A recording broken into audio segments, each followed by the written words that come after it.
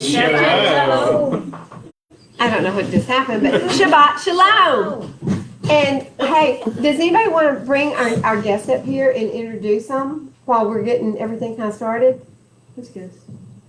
Bam Bam and Pebbles. We have two babies with us today, Bam Bam and Pebbles. Anybody want to go there? Bring them? No? No, we bet they learned Hey, how to grab it. keep them wrapped up, but so that they don't have an accident on y'all. So we've got some bummer babies, and guys, if anybody knows lambs and have had lambs, you end up with a bummer baby every once in a while. Last year I didn't have one bummer baby, and this year I've had two bummers, actually four bummers. Two died, and I've got two that are living with me. So, where you keep going? I'm right here. Don't go away. So we are going to be in Teruma. What does that word mean? Contribution. Contributions or offerings. And guys, listen, first thing I'm going to do while they're getting our guests to introduce you to you, I want to tell you the things that were required in the wilderness to build this tabernacle. Are you ready? Because we have got a very short class today, so I'm going to be rapid fire. Okay, 29 talents of gold. That was 1.5 tons of gold that it required to build the tabernacle. In 1921 value, that was worth $89 million. Okay, Addie has got Bam Bam. Bam Bam, can you say hi to the live streamer? So Bam Bam hadn't even learned to even bag yet. So this is Bam Bam, and this is Pebbles. Pebbles will bleed. Pebbles, can you talk? Pebbles sounds with me. but these two are with us here at class today because they are cold and they wanted to be with us. So they look like they're going to need a bottle in just a little bit. Thank you, girls. Thank you so much. You can hold them if you want to. She likes it down. They love that. Okay, so 29 talents of gold, 1.5 tons, 100 talents of silver, 4.5 tons. So a talent of silver was about half of a talent of gold. I do not know why. I have a question. Yes, sir. Is gold heavy? Gold is heavy. It is heavy? Uh-huh. Oh, okay. Well, Yep. if you beat the phase in it, it doesn't matter if it's. I'm just thinking. Sorry. But if you got an ounce of gold, it's worth it. It's Yeah. an ounce. In So it's is that weight? weight? Yeah. Yeah. Never mind. Okay, but now this is not weight. But now when I convert it to tons, that's a weight. We had 100 talents of silver, which is 4.5 tons, which in 2021 value is $101 million. Guys, this is a lot of value that they took when they left Egypt. 70 talents of copper, which is 4 tons. So 1 talent of gold equals 120 pounds and 1 talent of silver equals 100 pounds. So I don't know what the talent, I don't know how they figured the talent out. Well, he blessed them with all that stuff Yes. too, and that was the purpose of it. All for this, yes, Yep. sir. You said 1.5 tons of gold? It was 1.25 tons of gold and then 4.25 tons of silver. So guys, there were 48 beams that were required. There are 100 loops required. There are 100 hooks required. What does that equal? 100 plus 100 plus 48. 248. 248. 248. There are 248 what? You're fixing to say it. Positive commandments. There Oh, wow. are 248 body parts. That's awesome. Is that not cool? I mean, Abba ties everything together. So there are 248 body parts. Literally, it's like the things that are, the beams, the loops, the hooks, everything that's holding this tabernacle together is the same number that creates our body. That's pretty cool. That That is, is really neat. but listen, everything our Father does is awesome. So the outer courtyard, where did the sun come from? Where'd the light come from? The sky. The sky, the sun. Okay, when you went into the first holy dwelling, where did the light come from? The menorah. When you went into the next doorway, the Holy of Holies, Where'd the light come from? It was only the Shekinah. There was no light inside that room. So guys, one thing I do want to bring about before we even start is when Yahushua died on the cross and the veil was split from top to bottom, like from heaven to earth, it was ripped open. And the centurion saw it. Which one was that? If he saw it, if he saw it ripped, which one was it? The Holy of Holies is way inside. Yeah, it would have been high priest. It would have been the exterior. It would have been the exterior veil that was ripped. So the one that was ripped when Yahushua died and the veil was torn, it was the one on the outside that was ripped open. Kind of did away with the need for the priest in that area, didn't it? But now the high priest was still hidden back. That was still hidden back away. So I found that pretty cool. Okay, let's get started. And we didn't really have a question today. I made more of a statement. Let me see what the statement is. Oh, goodness. Oh, shalom, shalom, Christopher. Man, you are always the first one right there. Okay, our Abba Yahuah desires obedience with a heart of joy. Guys, when we're obedient to his commands, we should do it how? Joyfully, right? Yeah, willingly. Not going, Hard. oh gosh, I'll have to do Shabbat. I can't go to the party this Saturday because I got to do Shabbat. That's not the way he wants it. He wants you to go, I got Shabbat, so I can't be at your party. Yeah. But if you have it any other day, I could do it. Yeah. So, depending on what kind of party they're having, okay? So, you are the ark holding his presence.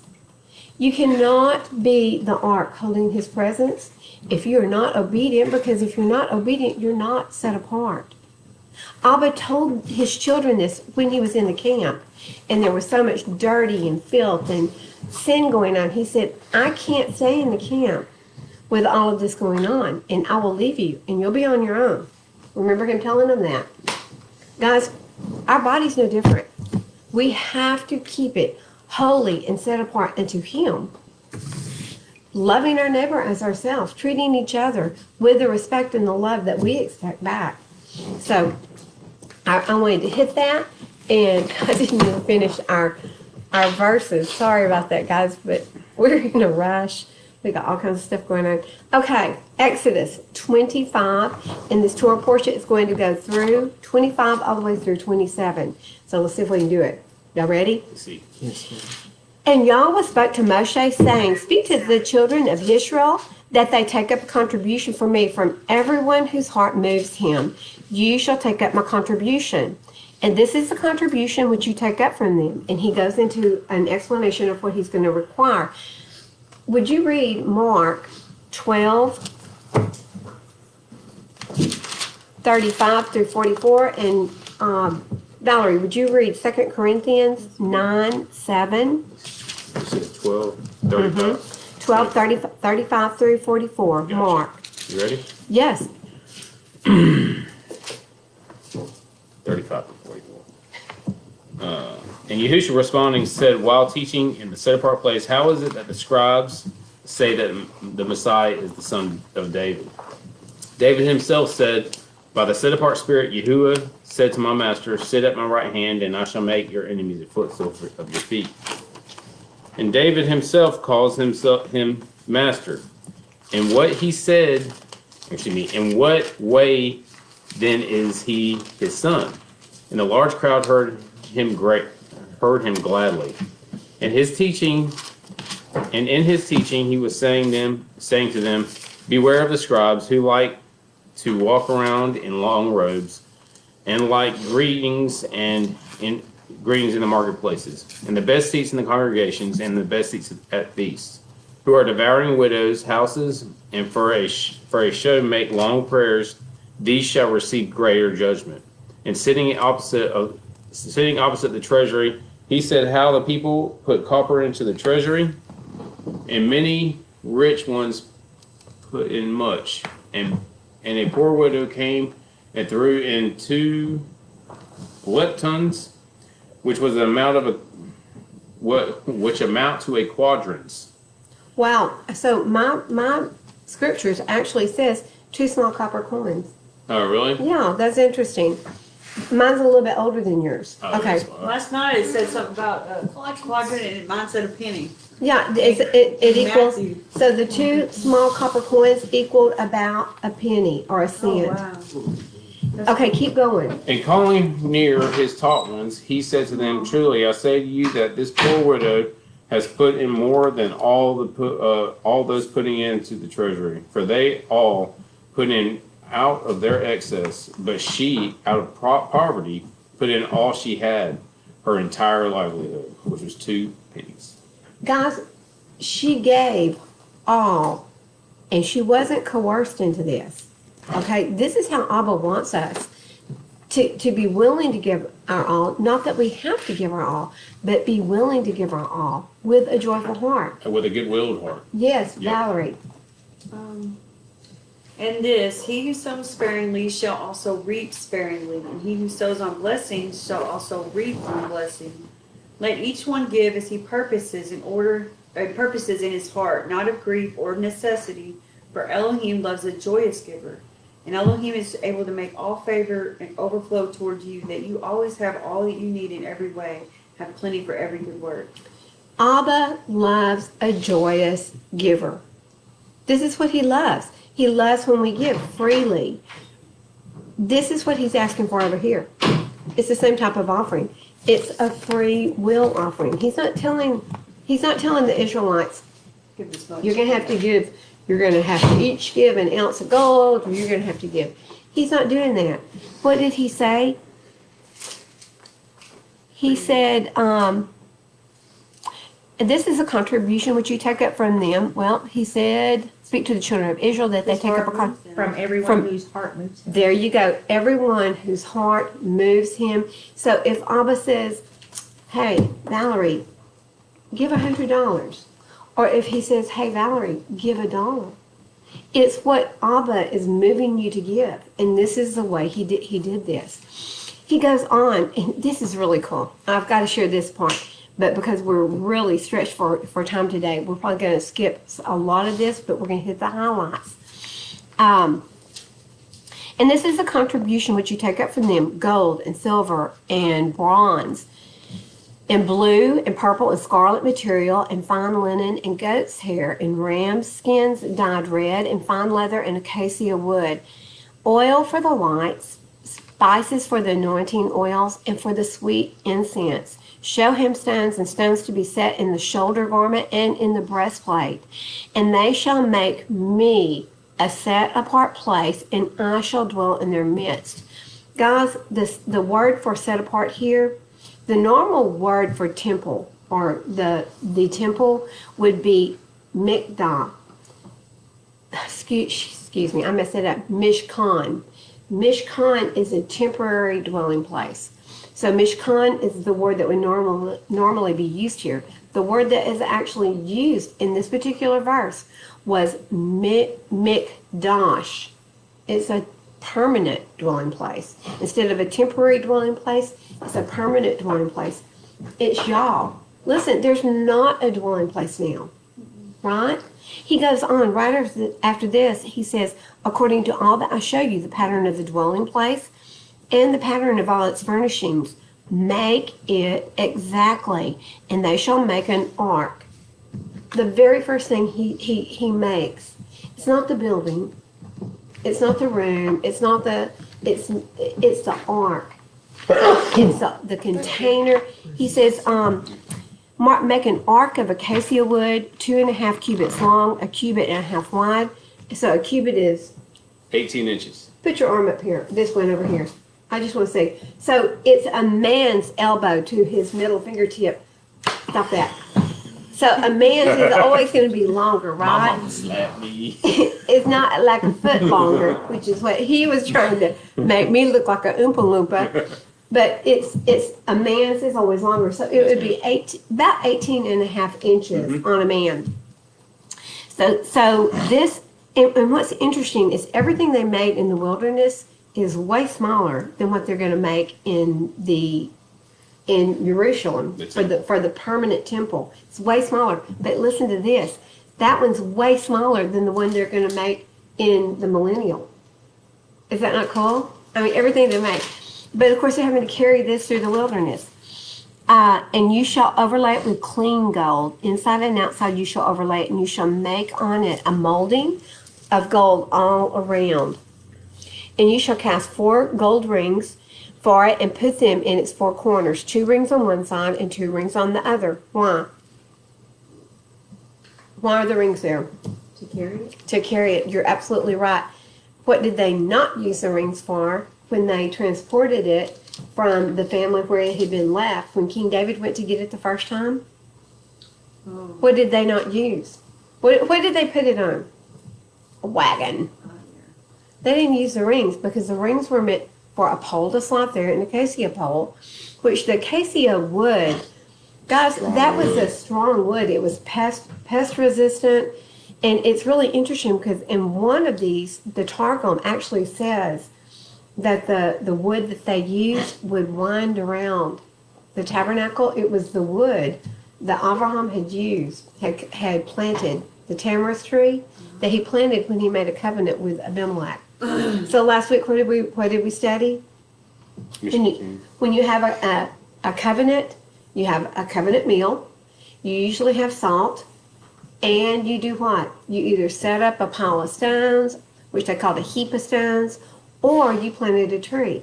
So it's pretty interesting that they are supposedly used the tree that Abraham planted, and it had fallen over, it had fallen in the ocean, had been floating about for many years, which probably made it pliable. I'm just saying, it's really fascinating. When we get there, I'll get set to read that for you. And you shall make poles of acacia wood and overlay them with gold, and shall put the poles into the rings on the sides of the ark to lift up the ark by them. And the poles are in the rings of the ark, and they are not taken from it. So even when the ark is sitting still, those rings are still in it. Look, if we're the Ark of the Covenant, we've always got the carrying poles in us, right? Mm-hmm. I was always ready to come get us. And into the ark you shall put the witness, which I give you, which are going to be the tablets, which Abba writes on them. And you shall make a lid of atonement of clean gold, 2.5 cubits long and 1.5 cubits wide. Guys, this is the mercy seat. And you shall make 2 cherubim of gold, make them a beaten work at the 2 ends of the lid of atonement. 1 cherub at one end and the other cherub at the other end, and make the cherub from the lid of atonement at its 2 ends. So you've got 2 cherubim, and the cherubim shall be spreading out their wings above, covering the lid of atonement with their wings, with their faces toward each other, the faces of the cherubim turned toward the lid of atonement. And you shall put the lid of atonement on the top of the ark, and put into the ark the witness which I shall give you. What's interesting is in the Targum, what does it say, Valerie? That the word will meet you there. That's exactly what it says. My word will meet you there. Yeah, this says, I shall meet you there. What the Targum says is, my word, my memory shall meet with you there. His very presence. Who's giving them these commandments, guys? Yahusha, the very presence, the word. He said, I shall meet with you there, and from above the lid of atonement, from between the 2 cherubim, which are on the ark of the witness, I shall speak to you all that I wish, all of that which I command you concerning the children of Israel. I want to go real quick to 2nd Baruch 6. And Valerie, while we're heading this direction, would you pull up Genesis? This is going to be really interesting to get through all this. 10:24. And when you get there, go ahead and read it. Me? Yes. Oh.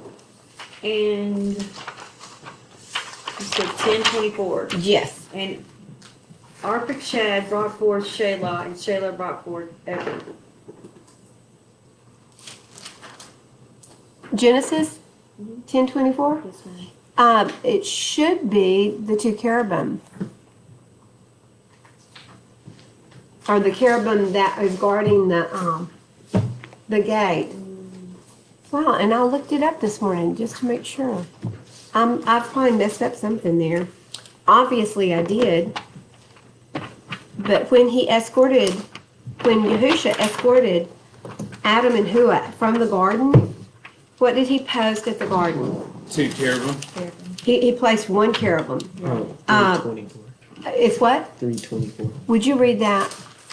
And he drove the man out, and he placed cherubim at the east of the Garden of Eden in a flaming sword which turned every way to guard the way to the tree of life.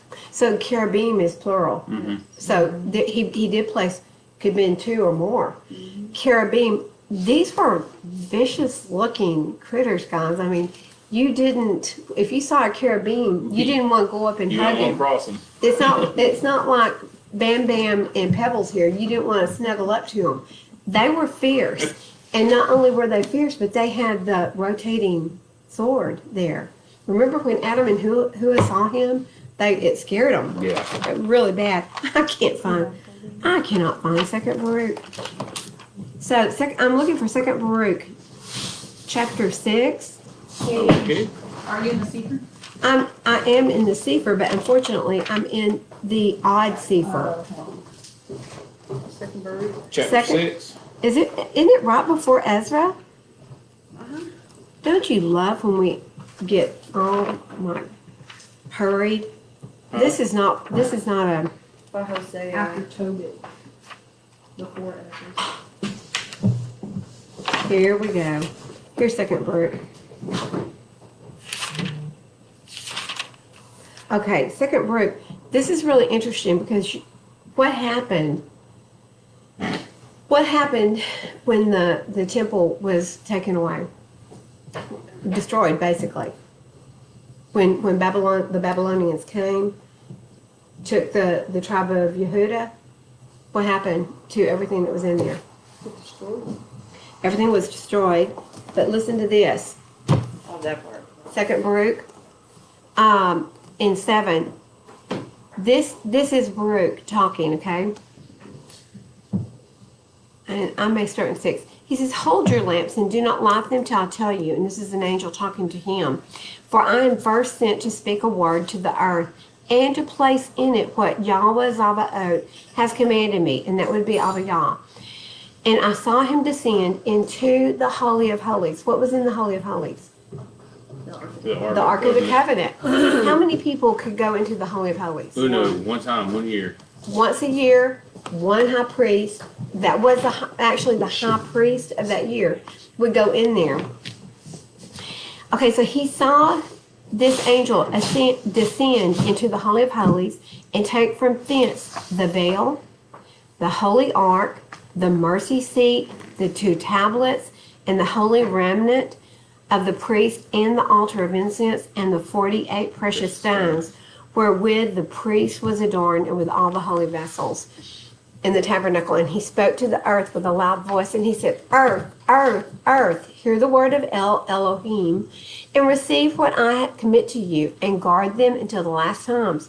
What are we in? The last The time. The last times. So we should be seeing something of the ark and all of these precious garments. He said, so that when you are ordered, you may restore them, so that strangers may not get possession of them. For the time comes when Jerusalem also shall be delivered for a time, until it is said that it is again restored forever. And the earth opened its mouth and swallowed them up. So there is an archaeologist. His name is Ron Wyatt. Have you heard of him, Shay? Yeah. We've studied a little bit about him, but he supposedly found the Ark of the Covenant, and it was below the site that Yahusha was sacrificed. And he said there was a black substance on the Ark. It had dripped all over it, and he didn't know what it was, and he took it and had it analyzed, and it was blood. And what was interesting about this blood is it only had 24 chromosomes. It only had one set of chromosomes from the mom, mother. and there were no chromosomes from Papa, from Abba Yahuah, from the Spirit. So this was all Ron Wyatt. He is dead now. But one thing that did kind of concern me is that where he found this was it wasn't below the Mount of Olives. It was below another area that was called the Skull. Yeah. So Do we have it wrong on the Mount of Olives? We could. I don't know. I mean, we're not going to know until the last days. Did he really find the Ark of the Covenant? I don't know. I don't know. I don't think I was gonna allow that to happen until the time. You know what I mean? He wasn't allowed to take it. Yeah. He left it. Yeah. So, And that right there shows you like it could have been, but maybe it could have been, but we don't know. Yeah. All we can do is go by what he said. Yeah. But if I would share that little bit of information, I cannot confirm it. check that out. It's pretty good. That Ron White dude. Yeah, Ron White is really cool. It's really good. He's found quite a few things. He found the chariots when the Red Sea. He found chariots in the water. Is yeah, it I was- Wyatt or White? Wyatt. Wyatt. I don't Isn't know. Well, it's Wythe, so it's not Wyatt. It's more like WHITH or YTHE or look. Can somebody I'm look fact at that? checking you. Yeah, good. I need to be fact checked today. Okay. And you shall make a table of acacia wood, 2 cubits long. And so, guys, he just keeps going through the development and everything. He is very specific. He is telling them exactly how to make everything. A lot of the adornments that he has included an almond tree. So, do you know what is beautiful about an almond tree? Oh, Bailey was asking about that last night. Why was it on the flower? Okay, well, the almond flower is the very first bud each spring. It represents resurrection. It's the first thing to bud every year. Isn't that beautiful? Abba uses the things of nature to show us the beauty behind what he has for us, the resurrection. I like almonds. I love almonds. I do too. Wasabi sauce on them. Soy sauce.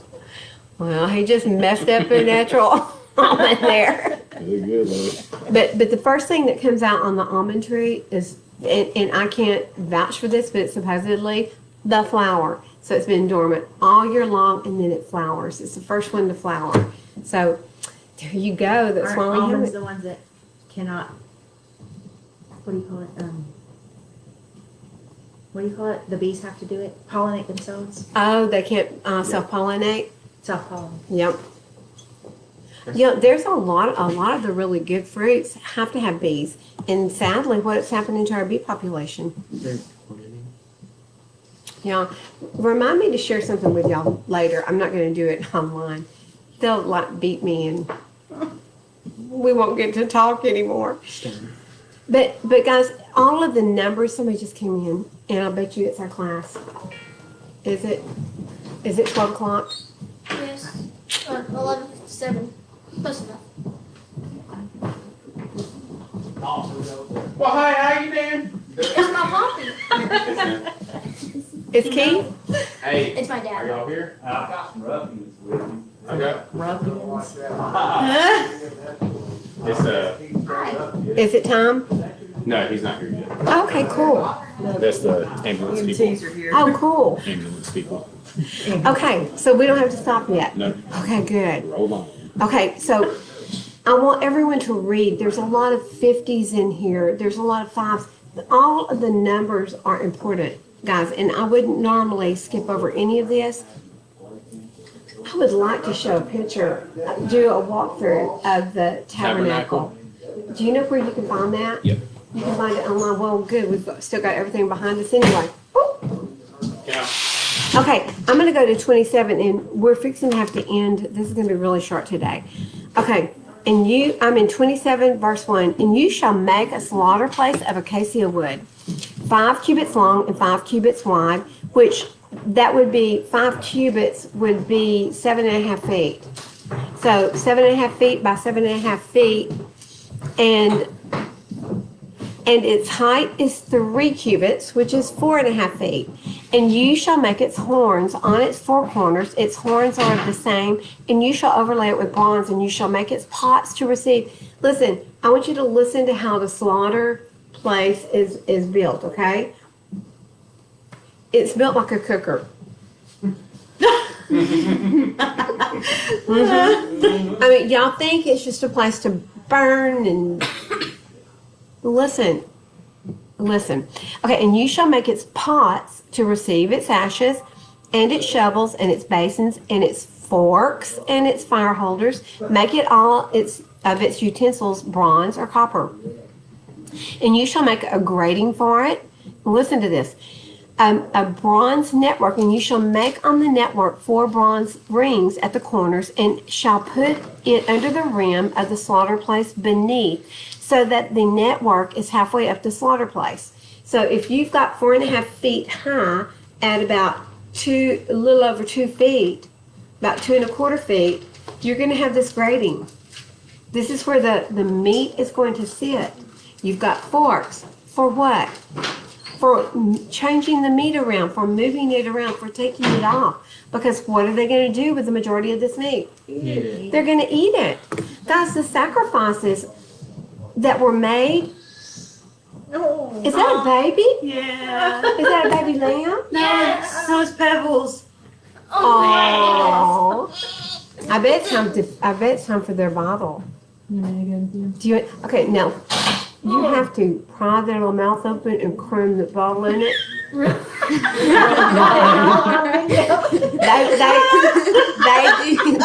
they don't know that you're the mama yet. You have to Yeah, put it in so there. you have to like. Yeah, I fed Bam Bam. Okay, you crammed it down his throat. I had to. Well, I mean, he kind of took it the last time when I babysat. He's not doing that now. They're a little bit contrary. So sorry, guys.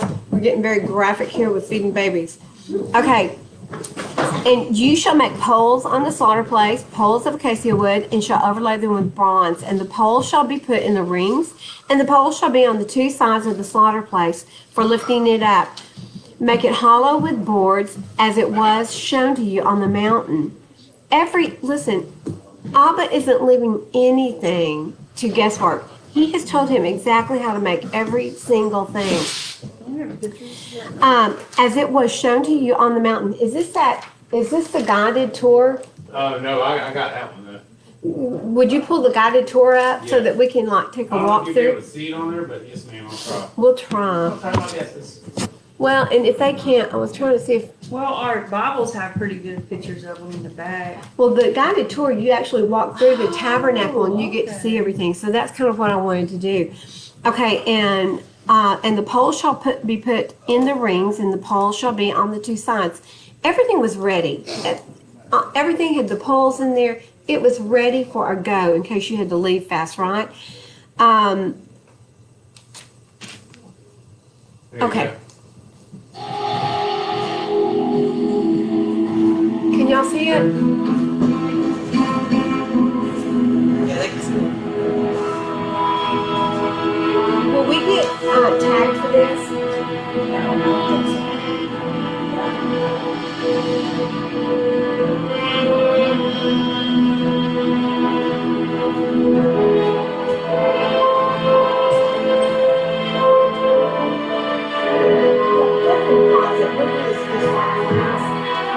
So guys, We can share that info to our yeah, newsfeed. we're going to share this link so that you can do this because it really is, it's called the 3D Tabernacle of Moses. And it's not been about 2 minutes, but we are running really late today. Okay, listen guys, I want, Valerie, Yes, ma'am. would you pull up Matthew 25, 1 through 13? Sherry, would you pull up Proverbs 6, 23? Grant, Song of Solomon 1, 3. Shay, Here, be reading it again. Psalms 119, 142. And I'll go to Ezekiel 43, 7. Okay, I'm going to go through the rest of this really fast, and then I want us to read these other verses. Okay, and you shall make the courtyard of the dwelling place for the south side screens for the courtyard made of fine woven linen, 100 cubits long for one side, and it's 20 columns, and there are 20 sockets of bronze.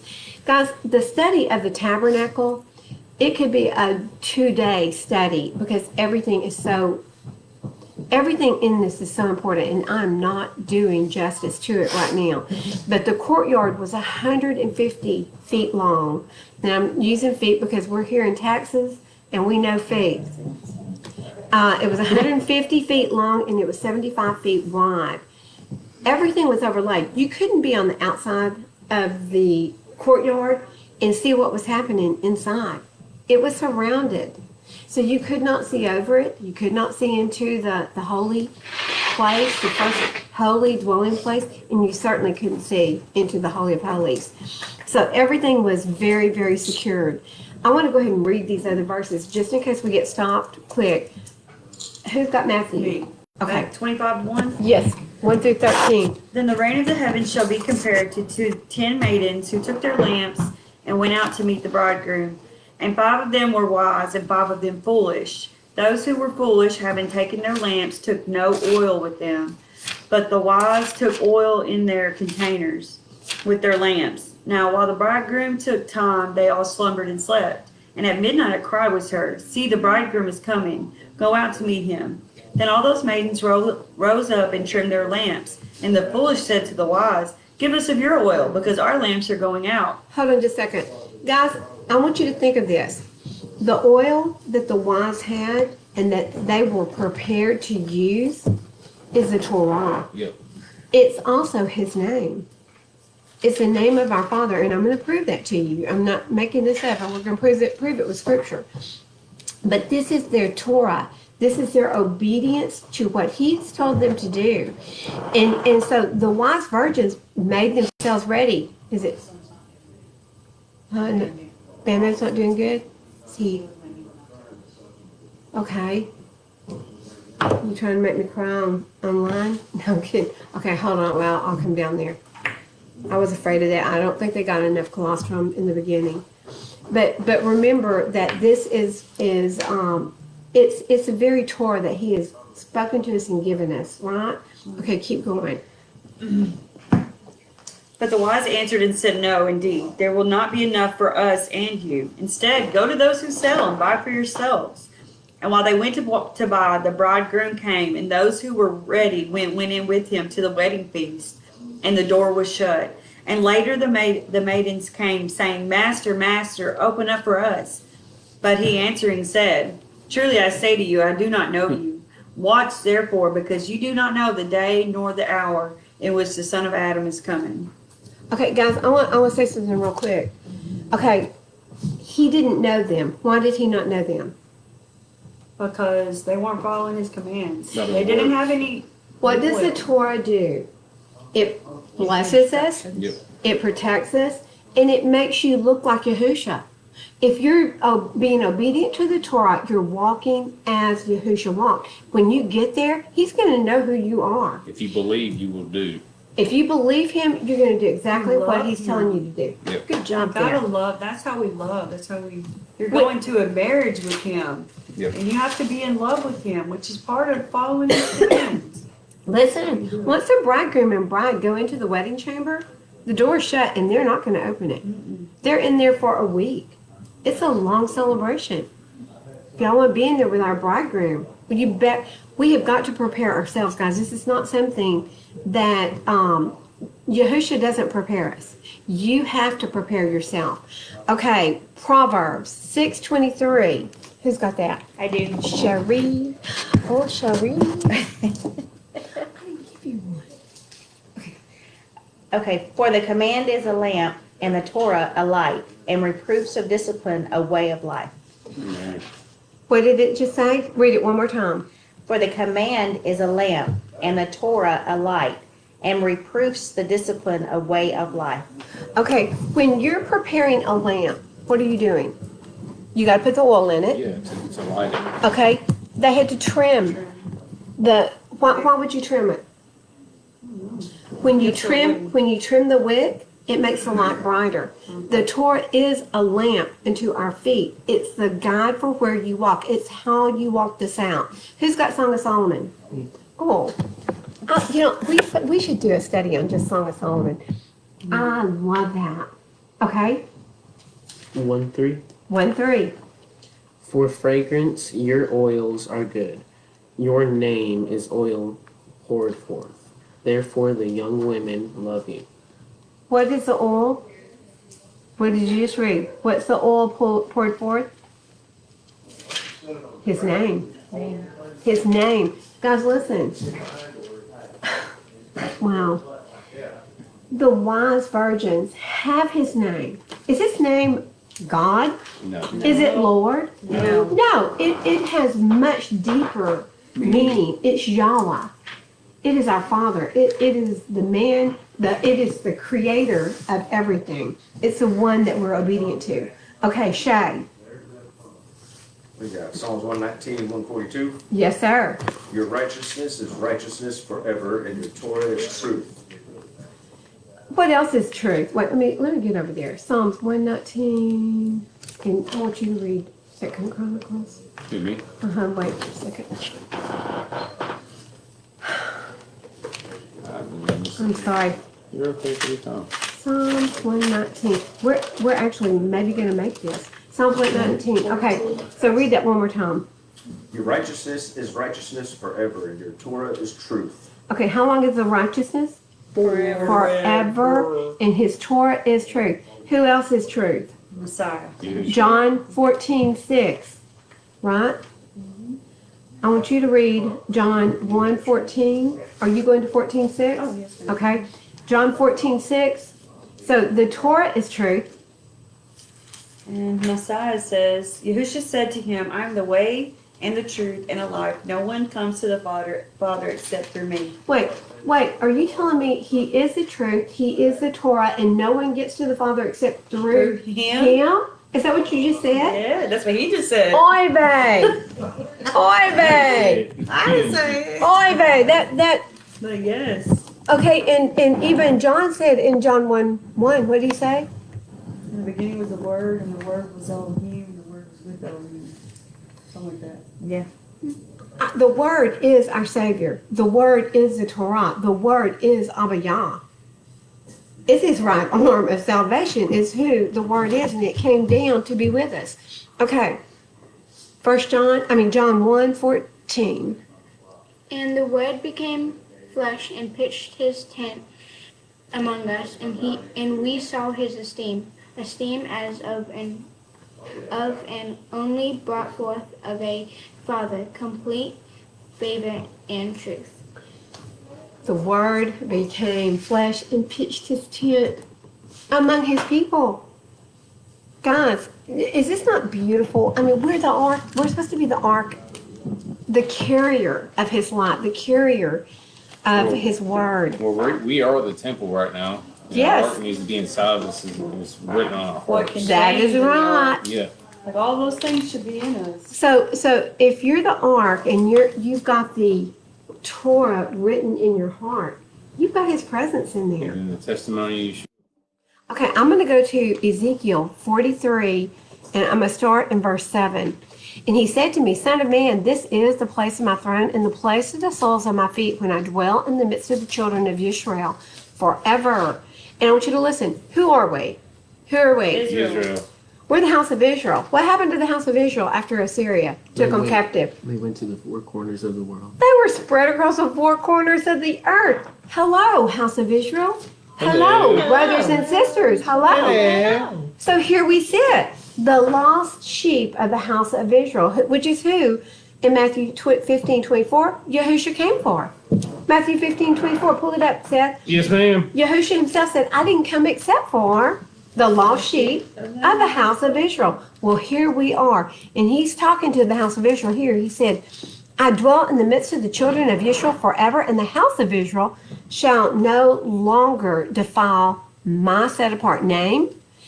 Excuse me. They nor their sovereigns by their whoring and by the corpses of their sovereigns on their high places. When they place their threshold by my threshold. Listen to this. Oh my goodness.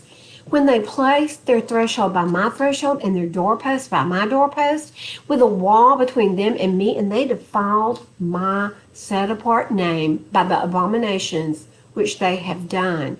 So I consumed them in my displeasure. Now let them put their whoring and their corpses of their sovereigns far away from me, and I shall dwell in their midst forever. Hello? Okay, what do we hear from Christian churches? The house of Israel, all of them, they were done away with. Because why? Because he divorced us. He did divorce us. The house of Israel was done away with. But he says here, but I'm going to dwell with them forever. This was the great quandary. This was a great mystery. This was the great quandary that the house of Israel had. They're like, wait, he threw us away. He divorced us. He gave us a certificate of divorce in Isaiah. Go ahead and read 15:24. 15:24 says, and he answering said, I was not sent except the lost sheep of the house of Israel. This is our Messiah that said that. And that's also repeated in 10:6 in Matthew. Matthew 10:6 says it as well. He was sent for us, guys, because we didn't know who we were. And listen, if we hadn't have woke up when we did, we would still be sitting in the church, still being disobedient to everything he told us. Let me tell you something that's really, really cool. We just read he is the truth. He is the way. He is the door. You can't get into the kingdom except through him. What commandment says to honor the Sabbath, set it apart, keep it holy? Number He's the 4. door. The Aleph, Bet, Gimel, Dalet. He's the Dalet. The Dalet is for the number 4. So the Aleph, Bet, Dalet stands for the number 4. And the Dalet means the door. So the 4th commandment is the door to the kingdom. You don't get to him except through our Messiah. Our Messiah is the door. And you can't get around that fact. You're not getting to it unless you've got his commandments. Without his commandments, you're not going through the door because he doesn't know you because you're a stupid, foolish virgin. With no oil.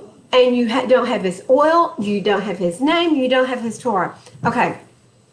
So he says here, they defiled me, they defiled my set apart place with their abominations. So he goes on to say, Son of man, explain the house to the house of Israel. This is a millennial temple, guys, that he's talking about. And when they are ashamed of their crookedness, they shall measure the measurements. This is how important the measurements are that we don't have right now, but we should have. And since they shall be ashamed of all that they did, make known to them the design of the house and its structure, and its exits and its entrances, its entire design and all its laws, and its forms and all its Torah. The house has laws, doesn't it? That's part of the commandments that we aren't following because we're not in the house. And write it down before their eyes so that they observe its entire design and all its laws and shall do them. This is the Torah of the house upon the mountaintop, all the boundary of it, all around. Guys, this is Mount Sinai. It's on that mountaintop. It's his threshold. It is most set apart. See, this is the Torah of the house, the law of the temple. And these are the measurements of the slaughter place in the cubits. That cubit being 1 cubit and a handbreadth. So a cubit and a handbreadth. Okay? They talk and we're like, we don't know what a cubit is. It would be that and then a handbreadth on top. That long. So a handbreadth is what, maybe 3 or 4 inches? Maybe 4 inches. So 21 inches? Yep. About 21 inches. And the base 1 cubit high and 1 cubit wide.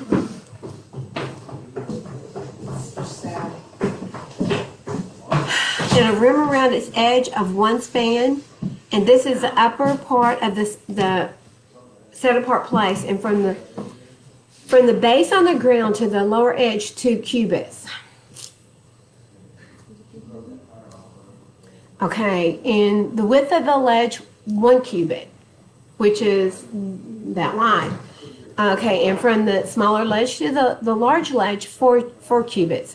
In verse 15, and the slaughter place hearth is 4 cubits high, so it's 6 foot high, and 4 horns extending upward to the hearth, and the slaughter place hearth is 12 cubits long. So this one is 18 by 18 feet. So I kind of messed up because the one in the temple is actually bigger. You're in 2 Chronicles Got it. 4:1. Thought you were gonna hit me. No. Is he gone? No. Okay. 2 Chronicles 4:1 is on page 6, or Just a little. 880. 4:1. And he made a slaughter place of bronze 20 cubits long and 20 cubits wide and 10 cubits high. That is 30 foot by 30 foot. So the one in the temple, that is a big hearth. You could do a. Remember when they anointed the temple, and they sacrificed hundreds and hundreds, I think thousands Yeah, that was of crazy. animals. Yes. Well, they've got a 30 by 30 foot wide altar that they're sacrificing on. It's 15 feet high. I don't know how you would reach the stuff out in the middle, okay? Because, I mean, we cooked yesterday on the grill, didn't we, Shay?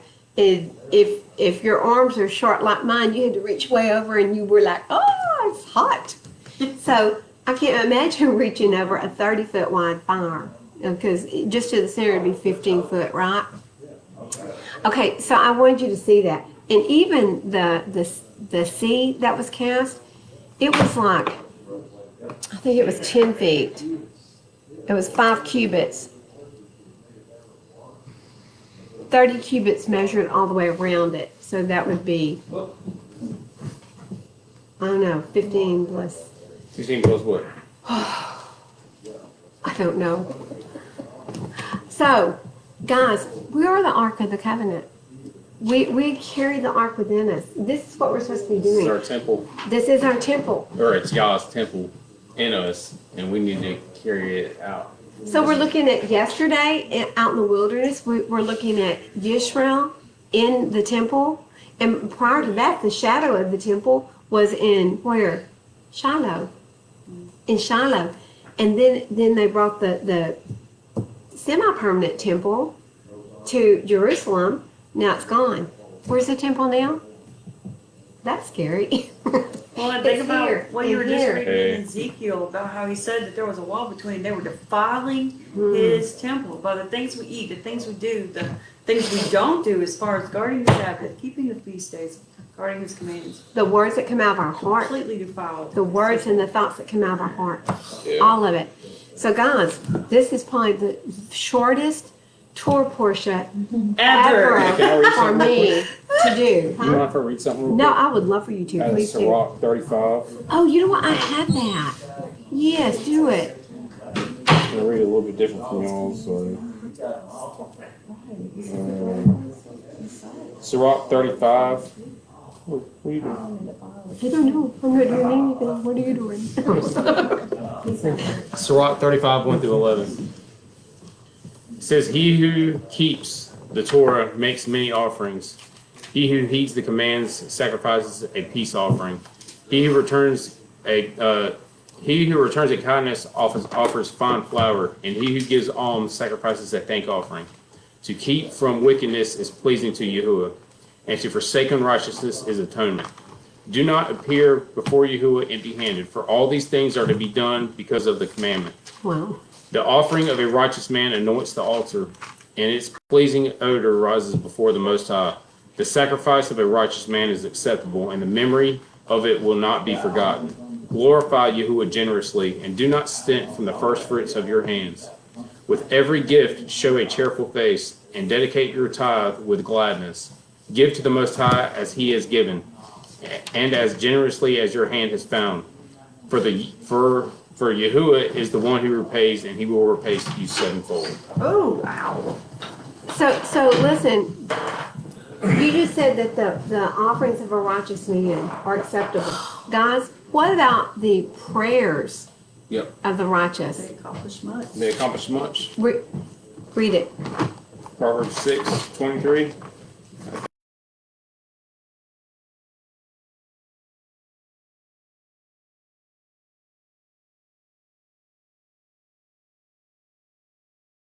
No.